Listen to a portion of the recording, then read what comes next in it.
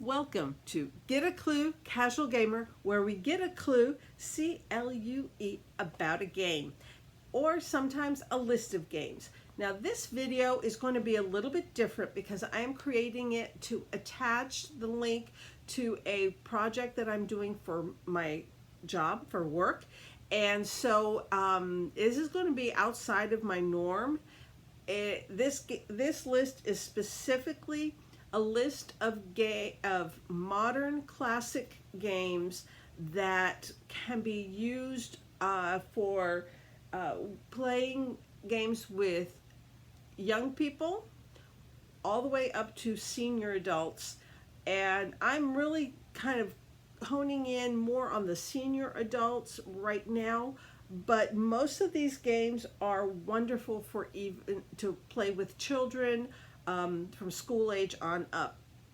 But again, playing games is a way of keeping our mind healthy and working and processing correctly and for longer in our lifespan. But it also can help emotionally and socially. We can avoid loneliness by having this time together with others playing games. So there are so many health benefits to playing games.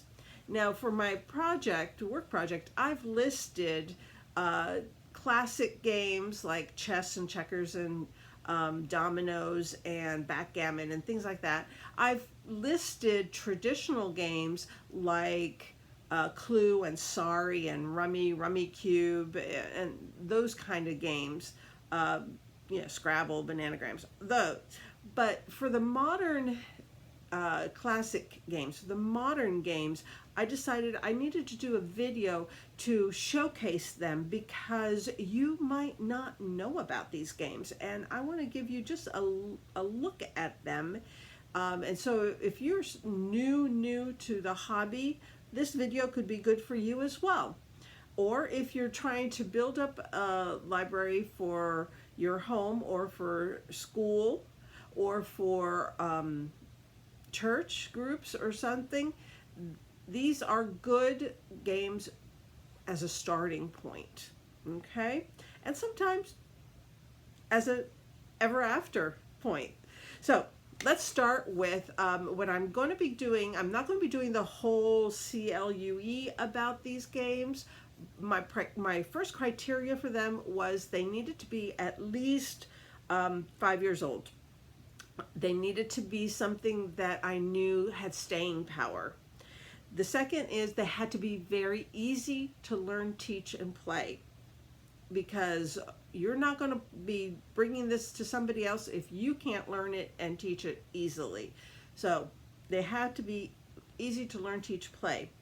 And I will also be telling you approximately their complexity. They're all light, and there's a couple that might be considered light mediums, but about 7 of the 10 are definitely on the light range. When I'm talking about range, there's light, medium, medium hard, and hard. And I'm sticking to the light and the low end of light mediums. So these are all very easy to learn, teach, and play. I will tell you how many players it takes, approximately how long it takes.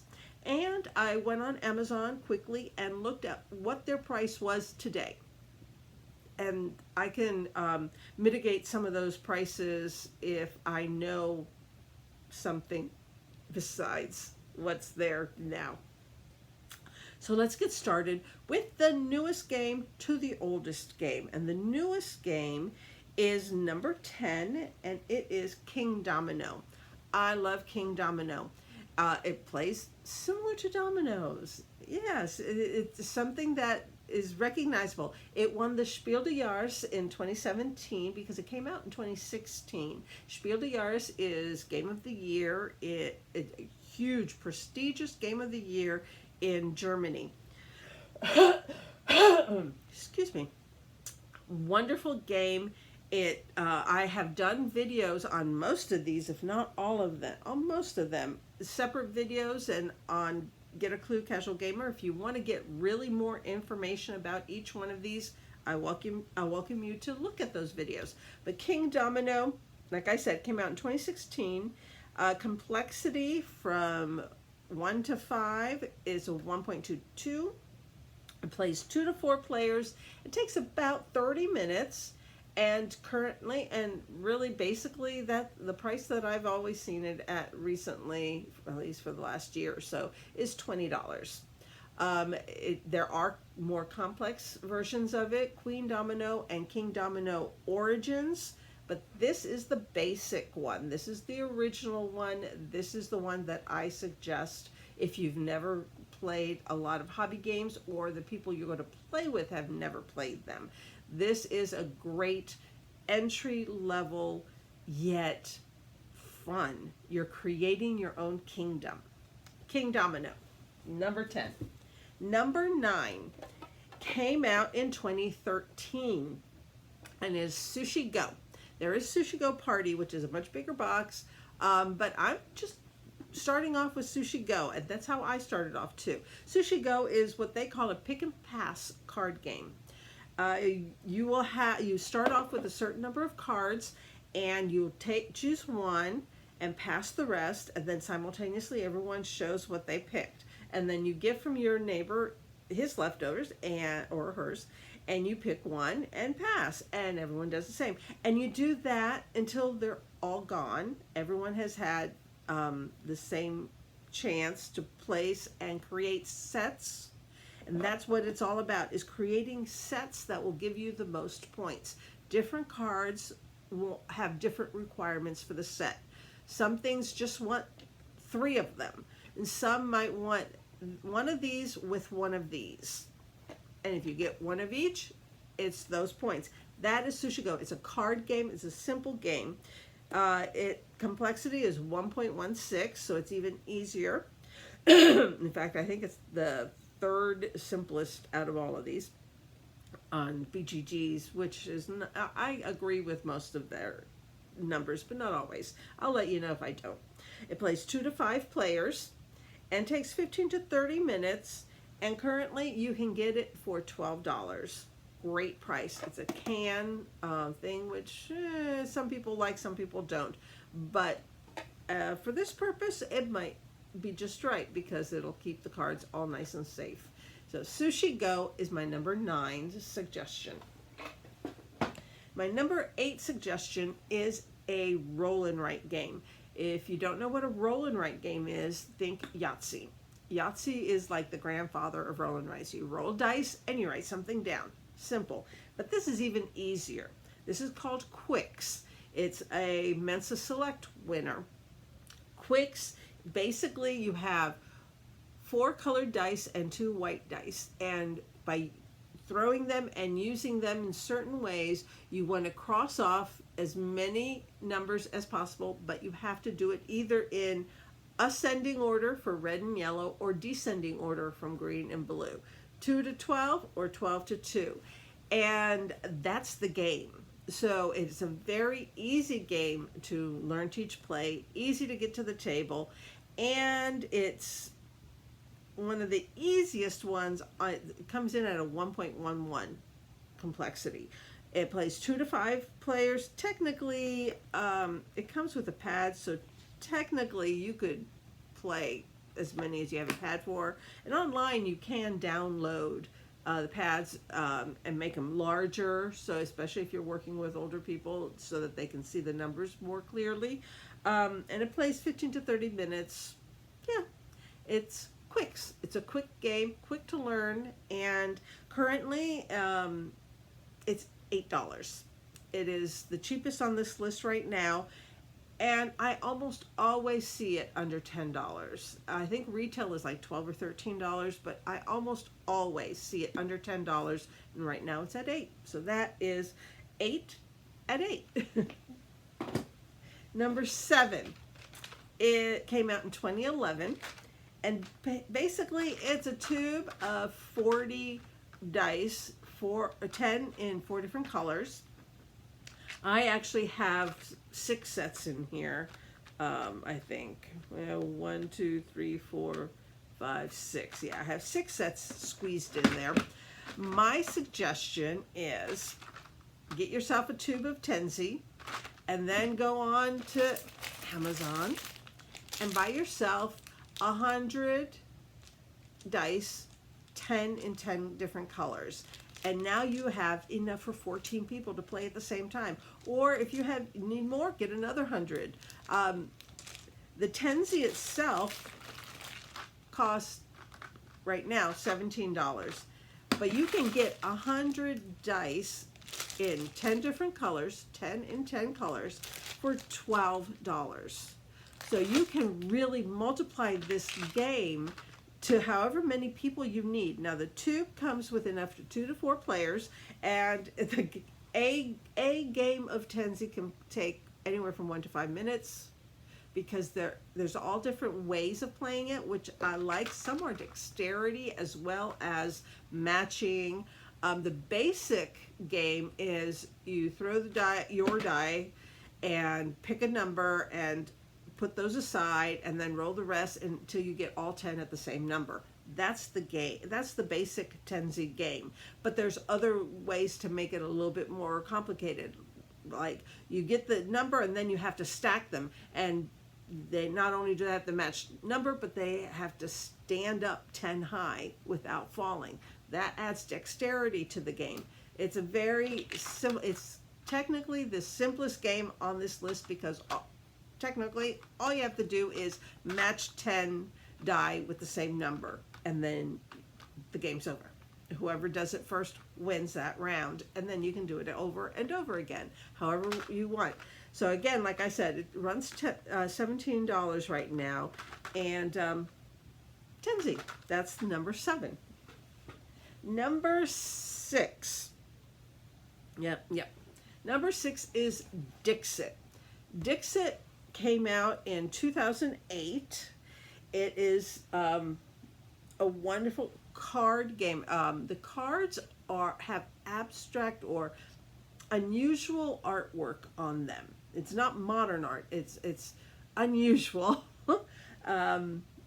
It's basically you're trying to get people to match up concepts or explain concepts by using these unusual artwork cards. So it's an easy game because it can be whatever you really want it and need it to be. You could even use the cards for something as simple as show me a card that makes you happy or that looks happy. Show me a card that reminds you of your childhood. I mean, little things like that. You can use these anyway, but the game itself is only a 1.21 complexity. It plays 3 to 8 players and takes about 30 minutes, but it can be used for so many other things as well. In fact, there are other hobby games that you can use these cards for to change things up, and their cards to change Dixit up a little. But Dixit, it technically, it normally runs around $40. It's not a cheap game, but you get a lot of play out of it and a lot of use. Those cards are beautiful, beautiful artwork, but a little unusual. You know, you could have a little mouse reading a book, or let's see, we got a woman, a little tiny woman on a stack of books, looking to either jump off or I have no idea. This one looks kind of like a little fairy godmother. She's all sparkly. Yeah, and then unusual looking cards. Wonderful game. It's the next to the most expensive of this list, but it is a modern classic. And then number 8, no, sorry, I'm going down. Number 5. So those were the first 5. Number 5 is Quirkle. Quirkle is this. In fact, I got it comes with a canvas bag, so that technically from the time you put it together, you could just carry this around with you. This is the game. These are all the pieces for the game. They are wooden pieces. They are easy to handle, not really heavy or anything, but they are wooden, so they will withstand a lot of use and abuse. But basically, they're just these little wooden things, very light. You have a bag full of them, and let's see, it came out in 2006. It is considered a modern classic these days for sure. The complexity is a 1.22. Basically what you're doing is you're either putting same color, different symbols, or same symbol, different colors in rows. Kind of like a little tic-tac-toe-ish, a little Scrabble-ish. It's a little domino feel to it. Wonderful tactile game, and the symbols are pretty clear to differentiate. You want to have good lighting though, because sometimes the purple and blue might look similar, especially for people who are having trouble seeing clearly. But with a nice bright light, they are quite visible. But Quirkle again plays 2 to 4 players, the base game. You could get a couple and either do one big thing for 8 people, which would make a big, it spreads out quite a bit. So I might stick with 2 groups of 4. It takes about 30 to 45 minutes. One caveat, one of the players or somebody with them needs to be ready to do a lot of addition, because every time someone lays stuff down, kind of like in Scrabble, you need to write down the score they just earned with what they just put down. For instance, if they were putting down this one these were already there, they would get 4 points. Okay? If they were putting this here, it matches symbol, different color, matches color, different symbol, so it would get 4 points. And you need to be able to write that down and add it up. It's Quirkle. It's very simple game, great tactile game, and it comes in at about $25. That's approximately what it usually costs, is $25. Okay, so number 4. Okay, I've got the big version first because it's the classic. The classic version is Ticket to Ride. Ticket to Ride is also a Spiel des Jahres game, but it won it in 2004, which tells you that it came out a while ago. This came out in 2004 and immediately won the Game of the Year for the Spiel des Jahres. It is a big box, big game. It's the most complex of all the games I'm showing you, but I have a caveat after I talk about this first. It plays 2 to 5 players, and it can take 30 to 60 minutes. The premise is you're choosing cards which are tickets. Pretend somebody wants to go from New York to Phoenix, Arizona.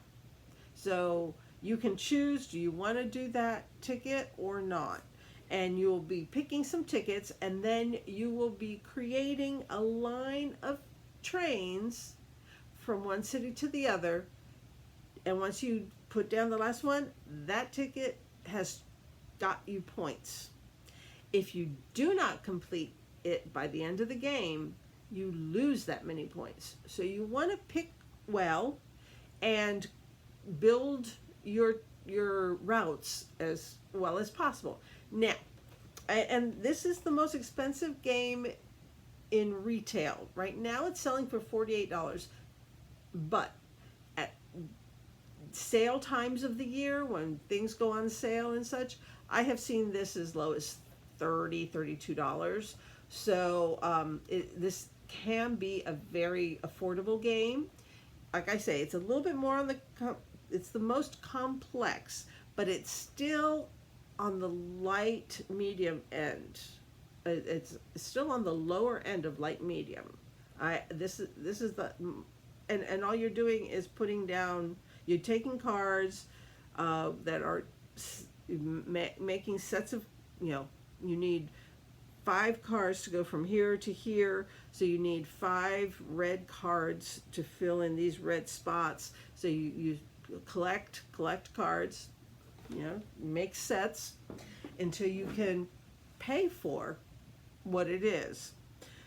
But to make it a simpler version, we go with one of the small box Ticket to Rides. There are currently 4 of them. This is the Ticket to Ride Amsterdam.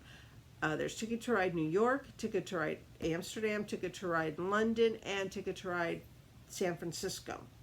New York, it's little cabs, little taxis. London, it's the double-decker buses. In Amsterdam, it's medieval Amsterdam, so that it's carts. And then, and actually, all of them are different time periods. I think New York is the 80s. London is the 60s, and San Francisco, I'm not sure when, it's a modern time. But anyway, so these are obviously much smaller, much quicker. They play in about 15 minutes. None of this hour-long thing. 15 minutes. The complexity is about a 1.24, and cost tends to be around $20. So it's much more affordable, easier to learn, teach, and play, but it's still built on a classic. Even though these have come out much more recently, it's built on a classic. So that was my number 4. Number 3. Number 3 came out in 2004, and it's called No Thanks. No Thanks is a card game where you're trying to end up with the lowest score. So you are given some of these little tokens at the beginning of the game, and when a card is flipped over, if it's your turn, a card is flipped over and you don't want it, you put one of your tokens on it and say, no thanks, don't want it. And then it goes to the next person and keeps on going until somebody finally picks it up and takes it. Excuse me. Or you run out of your little discs and then you have to take it. So there's a little strategy in when to take it, when not to take it, when to put down a token, when to take all the tokens that have been put down there, and it balances out. Again, it is considered a low end of light game play. It plays 3 to 7 players. It takes about 20 to 30 minutes, depends on how quickly people decide. They go, nope, nope. Okay. You know, it's quick. And you can get the game for about $10. So, great game. No thanks. Very simple card game. Number 2, especially with seniors, chronology. Unless you're homeschooling and you might want to do chronology for history. It's a deck of cards. This whole box is just a whole bunch of cards. And you're trying to put them in chronological order without knowing what year. You've got to guess, is it before this event or after this event, but before that event? And that's the game. That's the basic game. This game came out in 1996. Excuse my nose. When I start talking, my nose starts tickling. 1996. It's a solid light game, just shy of light medium. It will play 2 to 8 players in about 30 minutes if you follow all the directions. And like I said, that it's basically putting things in chronological order, historical items. So there you have it. And it runs about $18. And like I say, it's full of cards. You're going to have a lot of cards to work with in chronology. That's number 2. That's next to the oldest. And then I went for one that actually I've had for a long time myself, and it's called Set. I originally, this is actually my second box of Set. I originally got it at Barnes and Noble because back then that was the, you know, only store that was around where I could get unusual games. And Set is technically supposed to be a up to a 30-minute game, but it tends to be kind of on the fast side. But the truth is, you can slow it down to what you need it to be. It, like I say, the online it says about 1 to 20 players, but here it basically says 1 plus. And you know, you can play it solo, and you can play it with as many people as you want. It can get a little hectic. When I bought this one, they were celebrating their 30th year, and it came out in 88, so 98, 08, 18. So even this is 6 years old. I have had Set for a long time. All you're doing is you're trying to create sets. This is a step up from Quirkle. Okay? For instance, here, what you have to do is either have nothing in common or all in common. So this example right here is a set. It has 1, 2, 3, so it doesn't have numbers in common. It's a squiggly, an oval, a diamond, so it does not have shape in common. It's purple, green, and red, so it does not have color in common. But it's solid, solid, solid. So it does have filling in common. So this would fit a set. If this were a different green, then it wouldn't be a set. If this was diamonds, then it wouldn't be a set. If this was an empty, just an outline, it would not be a set. You need to have everything the same or nothing the same in these different categories. This is an example of a setup, a layout. In fact, they say, yeah, see what you can do with this. I'm looking at that and I'm going, okay, yeah, what could I, oh, there's a set. 1, 2, 3. So they're different numbers, but they're all red outlines. So the shape is the same, the color is the same, and the filling is the same. The numbers are different. That's a set. So this, like I say, can be played with piles of people, and you can usually find it for about $12. So again, it's just a bunch of cards, but you learn to, it makes you put together sets. And those are the 10 games that I am suggesting for a good start. These are all, and most of them I have done separate videos for, so if you want to really look at all the components and everything, watch one of those videos. But I wanted to make this video under 30 minutes. So I'm getting close to the end. Until next time, happy gaming, and God bless you and your family. And for my work project, these games, most of them are really good for kids. So if you have a kids program, they're great for after school programs, or if you want to make a donation to local school or local senior center. These are wonderful suggestions. Until next time, bye.